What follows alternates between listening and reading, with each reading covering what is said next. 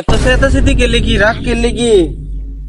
আরে বাবা, মোবাইল কিনে দিছি, এটার তো একটা কারণ আছে। আমার তো একটা মাইয়া আছে, এটা তো আমি জানি। মাইয়া বিয়া দিলে কয় লাখ টাকা লাগে তুমি একটু কওছে বাবা।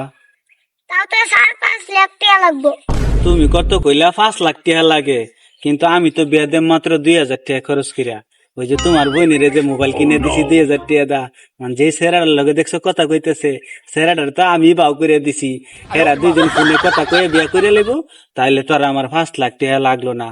এখন তুমি কও, মোবাইল কিনে দেখি ভালো করছি না খারাপ কাম করছি? না, তুমি ঠিকই বুঝো।